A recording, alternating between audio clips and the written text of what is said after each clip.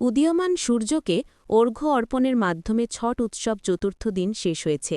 জেলার প্রতিটি নদী, পুকুরের ছটঘাটে ছটব্রতীরা ভিড় জমান। পুরো পরিবেশ ভক্তিতে ভরে ওঠে।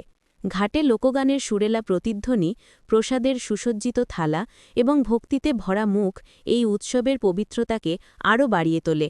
4 দিনের এই মহা উৎসবের শেষ দিনে উপবাসকারী মহিলারা উদীয়মান সূর্যকে অর্ঘ্য অর্পণ করেন এবং তাদের পরিবার, সন্তান এবং সমাজের সুখ ও সমৃদ্ধির জন্য প্রার্থনা করেন।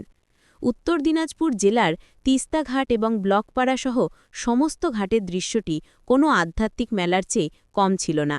দূর দূরান্ত থেকে আগত ছট ভক্তর প্রার্থনা করেন। সূর্য ধীরে ধীরে উদয় হতে শুরু করার সাথে সাথে ভক্তরা উদীয়মান সূর্যকে অর্ঘ্য অর্পণ করেছিলেন।